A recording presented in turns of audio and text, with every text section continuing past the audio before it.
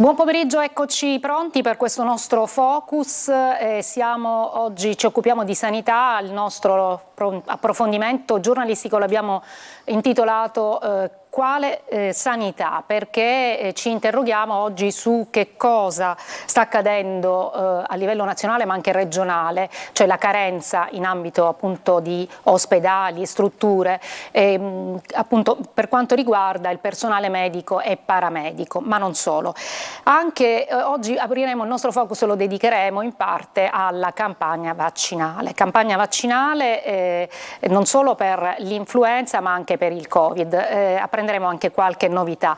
Io subito vi presento i miei ospiti, che sono il dottor Antonino Palermo, che è il segretario regionale ANAO Assomed. Buon pomeriggio, grazie di essere qui con noi. E poi abbiamo anche in collegamento il dottore Mario Morelli, che è il direttore della Sanità Pubblica e di Epidemiologia, perdonatemi, preventiva dell'ASP di Catania. Grazie anche a lei, dottore, per essere con noi questo pomeriggio. Buongiorno. Io partirei subito da un dato, noi l'abbiamo approfondito anche nel nostro telegiornale, 1500 unità in meno nella sanità siciliana, insomma un numero consistente. Si è stimato 159 medici a Catania e a 210 a Palermo. Insomma, la situazione si fa veramente complicata e anche preoccupante, perché sappiamo benissimo che la ricaduta poi è quella dell'utenza, no? Cioè le persone che hanno bisogno di cure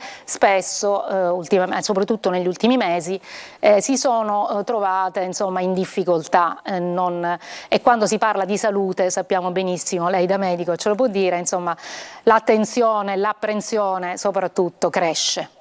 Sì, intanto è un problema veramente di natura nazionale e noi purtroppo come Regione Sicilia paghiamo forse il prezzo maggiore, perché siamo la penultima regione ad avere carenza di medico come quantità, no? Siamo quelli che ne abbiamo più carenza rispetto ad altre regioni. Fanalino di coda è la Campania, ma insomma subito prima ci siamo noi.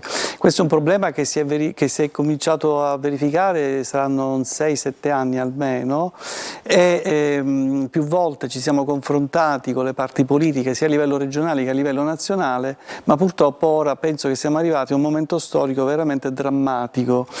Ora, il problema non è il fatto dei concorsi, i concorsi sono stati fatti, li fanno, l'assessore li fa correttamente, ne fa tanti. Il problema è che oggi il medico non sceglie più il servizio sanitario pubblico per andare a lavorare.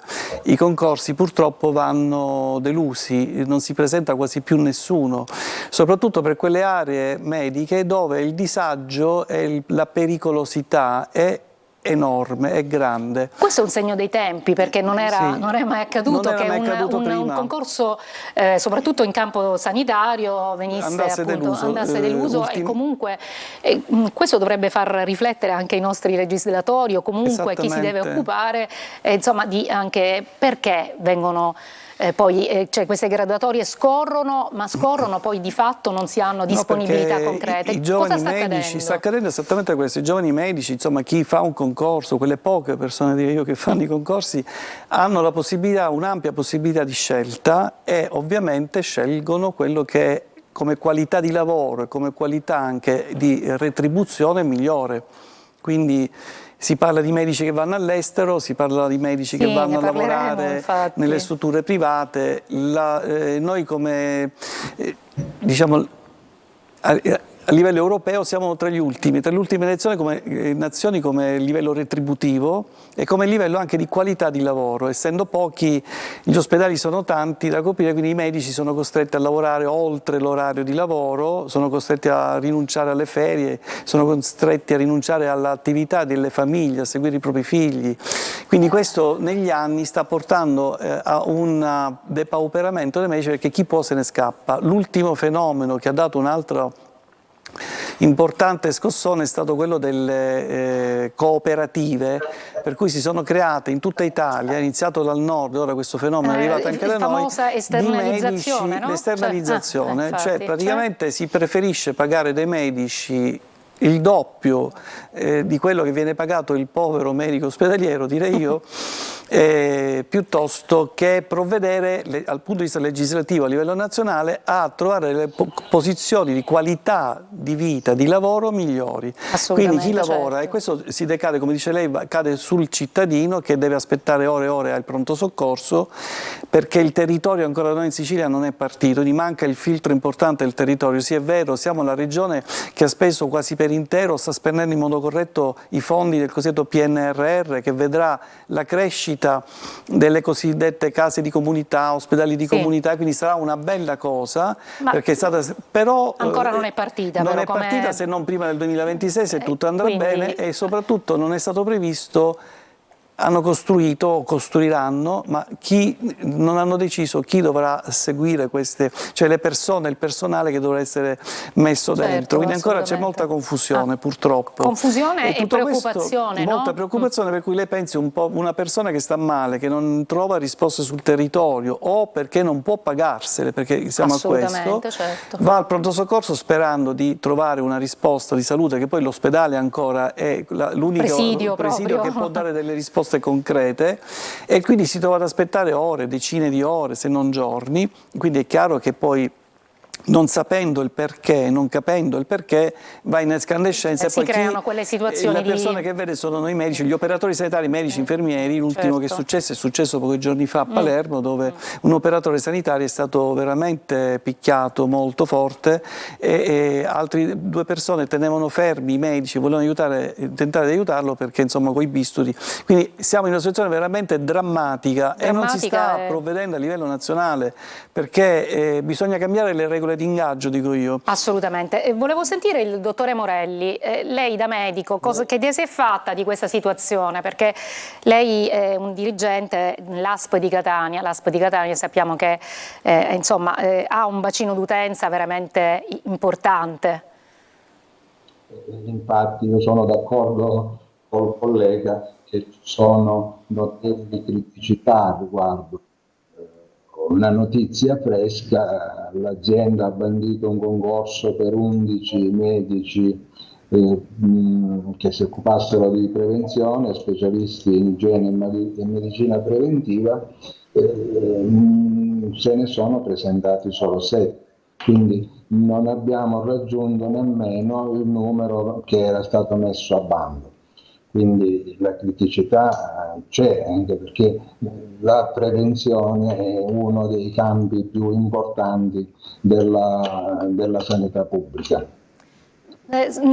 Sentivo oggi che c'è anche un paradosso nel paradosso, perché sappiamo che per esempio ci sono stati medici argentini che sono venuti a lavorare in Sicilia, ma nelle strutture pubbliche chiamate, la notizia di ieri, di oggi, diciamo, la regione ha aperto anche questa bandi o comunque questa intenzione di reclutare medici in tutto non solo il territorio nazionale, ma anche fuori, quindi addirittura anche a livello internazionale, proprio perché dà il polso della carenza che si sta vivendo. Però anche questi stranieri, diciamo, questi argentini che sono venuti, stanno scappando dalle strutture pubbliche per andare nelle strutture private, e dunque veramente sembra un cane che si morde la coda. Dottore Morelli, lei appunto anche su questo rileva questo paradosso, no? Cioè voi che siete dentro poi le strutture sanitarie, insomma, denunciate anche questo.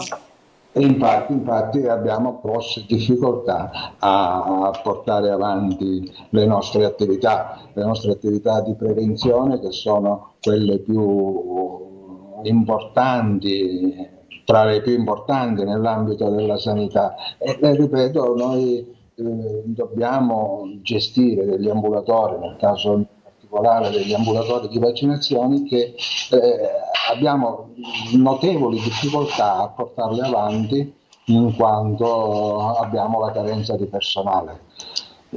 Noi scontiamo, a mio avviso, la politica errata nell'accesso alla facoltà di medicina. Questo è il mio modesto parere. Lei la pensa così pure? Questo argomento, collega, non sono tanto d'accordo, perché in realtà non è l'accesso in medicina che blocca il discorso della mancanza, carenza presunta di medici, ma è la cattiva politica che è stata fatta sull'ingresso nelle scuole di specializzazione. Noi oramai entriamo in ospedale solo se specialisti. Per tanti anni, proprio per carenza di fondi, lo Stato italiano non ha permesso a tutti i medici laureati di poter accedere alle specialità. È un fenomeno che negli ultimi, con il ministro Speranza, quindi negli ultimi 2 anni piuttosto che 3, è stato aperto, quindi sono aumentati i posti alle scuole di specializzazione. In base a quello, chi oggi entra in medicina ha la certezza di poter entrare nella specialità e poi di conseguenza trovare un posto nell'ambito della sanità pubblica, no? Quindi questo è un discorso che va affrontato, perché è stato fatto ed è ancora carente, perché oggi io mi laureo in medicina, voglio fare il pediatra, io sono pediatra, ai miei tempi ho scelto io, invece adesso è un concorso nazionale, si sceglie in base a quanti punti, a come va il concorso. Anche questo non è giusto, perché poi si assiste che magari i medici che vanno in una specialità che non è loro voglia, dopo il secondo anno si cancellano da quelle facoltà e vanno a trovare altri posti, quindi c'è una confusione, quindi andrebbe messo ordine a livello proprio legislativo, universitario e con lo Stato italiano ovviamente, proprio sulle specialità.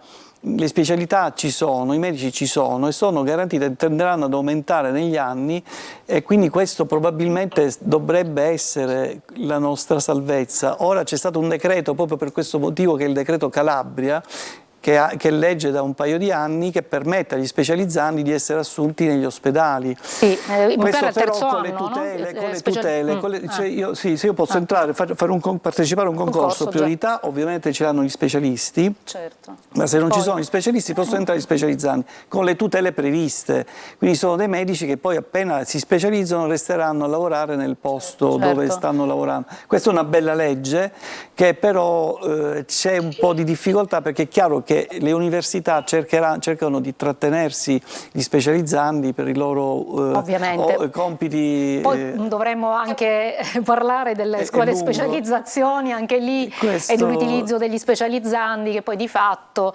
lavorano come degli strutturati ma non lo sono, ovviamente si formano, e questo è giusto, però a volte si va un po' oltre quello che sono magari le... È perché la carenza di medici noi siamo italiani, quindi la nostra fantasia è molto sviluppata. Però anche molte volte magari non è giusto, anche certo, perché magari si aggrava un po' la situazione. Io ho degli specializzandi da me e fanno il loro ruolo di specializzando, vengono per imparare, quindi noi ci adattiamo, insomma, e spieghiamo loro quello che dovranno fare in futuro, speriamo molto presto.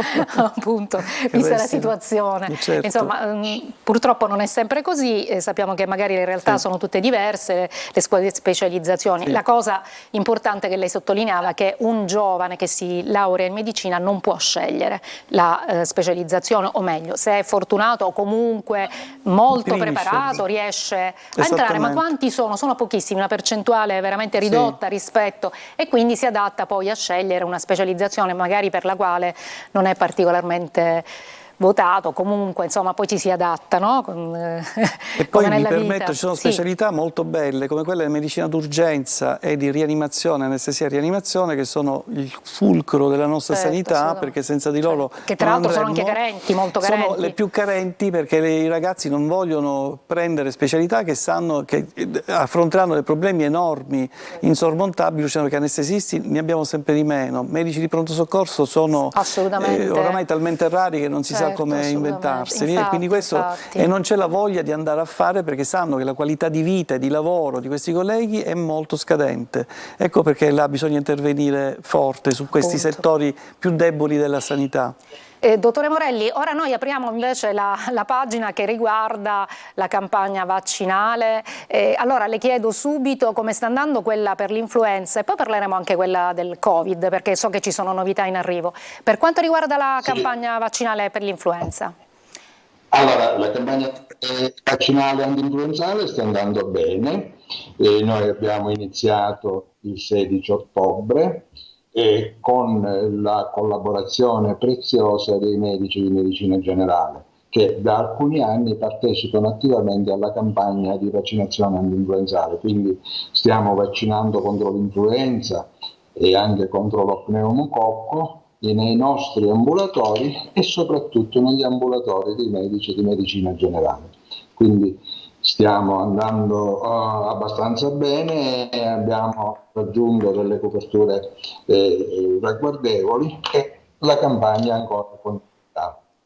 Benissimo, per quanto riguarda il Covid le chiederò subito dopo perché abbiamo un brevissimo stacco pubblicitario, poi ritorniamo in studio e continueremo a parlare.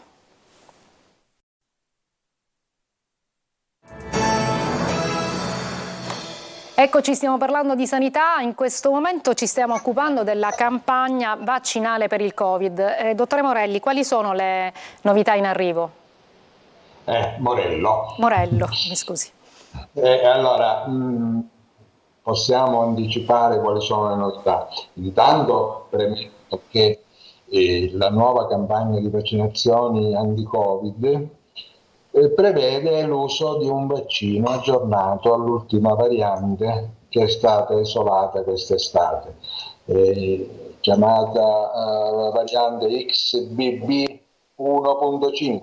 Sono delle sigle che non significano molto al comune cittadino, però è importante sapere che questo vaccino è un aggiornamento del Covid, cioè un vaccino costruito sull'ultima variante importante, costruita e si è comparsa quest'estate.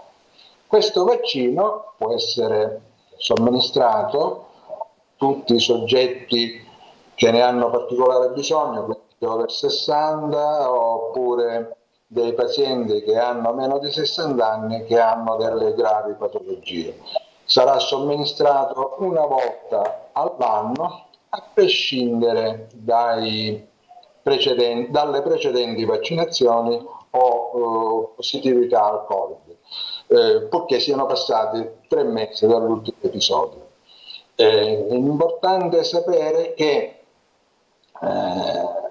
aver avuto la malattia non esclude la possibilità di fare la vaccinazione. Quindi questo è importante sottolinearlo perché molti dicono ho avuto la malattia e non ho bisogno di essere vaccinato. Parliamo di un vaccino che è ormai ampiamente sperimentato ed è aggiornato all'ultima versione. La vaccinazione in questo momento viene eseguita in alcuni ambulatori della nostra ASP, compatibilmente con le risorse umane che, come dicevamo prima, sono molto scarse. Infatti. La novità, l'anteprima, che è di questi momenti, di questi giorni, è che pochi giorni fa l'assessorato ha concluso un accordo con i medici di medicina generale. Noi oggi stiamo mandando già i protocolli ai medici di medicina generale, quindi a breve, nel giro di pochi giorni, i medici di medicina generale e le farmacie potranno praticare il vaccino anti-Covid. Comunicheranno a noi la loro adesione, noi faremo avere loro i codici di accesso per registrarli nella piattaforma, quindi estenderemo la platea a cui è destinato il vaccino. In questo modo possiamo raggiungere anche delle persone allettate che non possono andare nei laboratori, ma il medico di medicina generale potrà vaccinarli a domicilio. Dottore Morello, chi deve fare questo vaccino? Necessariamente chi invece non è un'indicazione, diciamo, stretta, ma è consigliato a chi soprattutto? Allora, in sintesi, in estrema sintesi, tutte le persone che hanno superato i 60 anni di età. C'è un'interruzione con il collegamento, lo posso chiedere a lei perché lei da medico lo saprà, insomma, solitamente lo diceva anche lui, diciamo, sì. No? Allora, chi è affetto da malattie croniche, chi è over 60 anni, ecco è ritornato il collega, forse... quindi lo facciamo completare a lui. Dottore Morello, sì, no, ci sono. ok. Lei diceva appunto gli over 60? No. Gli over 60 e tutti quelli che hanno meno di 60 anni che hanno delle patologie importanti come patologie cardiovascolari, polmonari, diabete e anche immunodepressi, chi ha fatto una chemioterapia, chi la sta facendo, chi ha in programma di farla. Quindi la platea è molto ampia, ciò non toglie che la vaccinazione potrà essere seguita secondo le disponibilità delle dosi anche dalle persone sane che hanno superato i 12 anni. Dottore, C'è anche il vaccino per gli under 12, ma questi sono dei casi particolari. Ho capito. Dottore, ma come sta andando questa campagna vaccinale per il Covid invece? Le somministrazioni come sono state numericamente, insomma, o comunque, insomma, che bilancio potete già trarre? Sì, noi nell'ambulatorio dedicato di Catania Città, che è in Corso Italia, abbiamo già le prenotazioni per tutto dicembre. Nei vari distretti periferici ci sono pure degli ambulatori che stanno ricevendo i soggetti che vogliono fare il Covid. Non abbiamo una grossa adesione, infatti io approfitto per incoraggiare gli utenti a vaccinarsi, perché lo scampato pericolo ancora non è del tutto vero. Bene, chiarissimo, grazie. Invece, dottore Palermo, le chiedevo, c'è un prima e un dopo il Covid ovviamente anche in sanità, anche nella percezione che si ha di voi medici, no? Da eroi siete passati invece a livello legislativo, sappiamo nell'ultima legge di bilancio, decurtazioni che riguardano appunto la pensione, comunque insomma la fase finale, diciamo, della vostra attività, e allora anche quello si aggiunge, diciamo, un tassello a già una situazione che... Noi siamo passati ad essere gli eroi, proprio perché siamo eroi hanno pensato bene allora di punirci, e quindi proprio hanno fatto una legge, una previsione di legge di bilancio, insomma della cosiddetta finanziaria, che colpisce soprattutto i dirigenti, insomma il personale sanitario, medici, dirigenti sanitari e infermieri. Forse per ringraziarci del Covid, che siamo morti, molti medici vi ricordo che sono morti perché hanno contratto il Covid, perché all'inizio non si sapeva cosa fosse, e quindi proprio per premiare il nostro coraggio hanno pensato bene di metterci le mani in tasca, hanno proposto una legge che è peggiorativa rispetto alla Fornero, e che se dovesse andare noi faremo sciopero per questo, e non solo per questo, noi faremo sciopero il 5 dicembre assieme alla CIMO, a NAO e CIMO, faremo sciopero di tutti i medici di 24 ore a livello nazionale, perché oltre il discorso di richiamare l'attenzione sul fatto che siamo pochi, con questa legge molti medici mi stanno chiamando perché vogliono andare in pensione, quindi si aggraverà la carenza di medici, perché una scelta politica insana farà sì che questo personale medico sarà ancora più depauperato. Questo è un peccato veramente, una cosa che non si capiva, perché un governo sia così aggressivo e così punitivo nei confronti di una categoria che invece è sempre presente, pur essendo in pochi. Lavoriamo, ripeto, non badando a ferie, non badando al plus orario, non badando alle leggi. Le ricordo che ci sono stati medici che si sono dovuti rivolgere a Mattarella perché erano stati puniti perché avevano fatto lavorare i propri dipendenti più ore, ma non l'hanno fatto certo per capriccio, l'hanno fatto perché non c'erano i medici, e quindi siamo in una situazione politica di talmente confusione che ci porta a dover dire alla popolazione, quindi al cittadino, che noi siamo lì, siamo sempre presenti, siamo sempre di meno, siamo sempre più bistrattati, siamo tra le categorie professionali peggio pagate di tutta Europa come medici, ecco perché i giovani vanno giustamente a lavorare in Germania o in Inghilterra, e con tutto questo ci metti le mani in tasca e fai una legge peggiorativa della legge della Fornero, che era lacrime e sangue. Questo è solo sangue, lacrime non ne abbiamo più da versare purtroppo. E quindi... volevo rivolgere al dottore Morello invece una nostra telespettatrice, dice: il farmacista penso non sia un medico ed è quindi titolato a fare la puntura, ovviamente ci riferiamo al vaccino. Certo. Non la sentiamo, dottore Morello, deve accendere forse c'è qualcosa. Mi sente? Ora sì, ok. Sì, dico, è una domanda che ricorre frequentemente. Okay. Durante l'emergenza i farmacisti hanno superato un corso di aggiornamento molto serio, e da questo corso di aggiornamento sono abilitati alla somministrazione. Benissimo. chiaro. E invece, dottore Palermo, le giro ovviamente come testimonianza, non le chiedo, una nostra telespettatrice dice: a proposito di quale sanità, segnalo che oggi ho ricevuto una prenotazione per una colonoscopia presso un'azienda sanitaria di Catania con data 12/2/2025. E si firma. Questa è una cosa veramente spiacevole e scadente, ma la responsabilità, come vogliono sempre alcune persone, fare ricadere sui medici. È chiaro che se non ci sono i medici le liste di attesa tendono ad aumentare. Qualcuno ha preso scusa il fatto che noi facciamo l'attività intramenia, cioè il medico è permesso per legge fare l'attività intramenia dentro l'ospedale, quindi se lo fai l'intramenia lo fai subito, ma la colpa non è dell'intramenia, la colpa è della carenza degli organici, perché se quel reparto di gastroenterologia in questo caso avesse l'organico completo, le richieste di colon o comunque di colonoscopia sarebbero evase in tempi brevi, quindi questo è segno di un ulteriore segno di una grave carenza di personale. Assolutamente, assolutamente. E anche quello, appunto, poi a farne le spese sono sempre i cittadini o comunque gli utenti, infatti anche questa è una situazione. Dottore Morello, vuole dare qualche indicazione in più per chi è titubante alla vaccinazione? Non soltanto parliamo di Covid, ma anche quella anti-influenzale o anche per lo streptococco, so che anche quella è molto importante. Sì, infatti come dicevo poc'anzi, la campagna antinfluenzale è associata anche alla vaccinazione antipneumococcica. L'antinfluenzale è stagionale, mentre i soggetti fragili per malattie cardiache o polmonari trovano indicazione nella vaccinazione antipneumococcica, che possono fare contemporaneamente all'antinfluenzale oppure in qualsiasi periodo dell'anno, perché la malattia pneumococcica che provoca delle polmoniti, delle bronchiti e come complicanza delle setticemie si può fare tutto l'anno.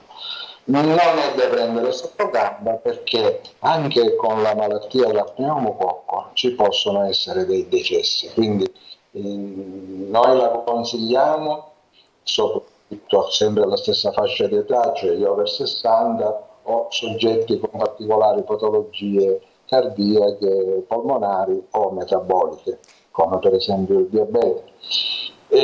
La consigliamo tutto l'anno, viene maggiormente praticata durante la campagna influenzale, perché l'antinfluenzale lo fa il medico di medicina generale e spesso si può fare benissimo, può somministrare stesso del vaccino antipneumococcico. Perfetto, che quindi... è in 2 dosi soltanto, sta tenendo l'uno dall'altro. Ho capito. Non è più necessario fare altri richiami. Ho capito, grazie dottore Morello, grazie dottore Palermo, Grazie, speriamo di parlare la prossima volta di sanità in termini positivi, ce lo auguriamo tutti, da utenti, da divulgatori, da anche operatori direttamente interessati. Grazie per chi ci ha ascoltato, buon pomeriggio.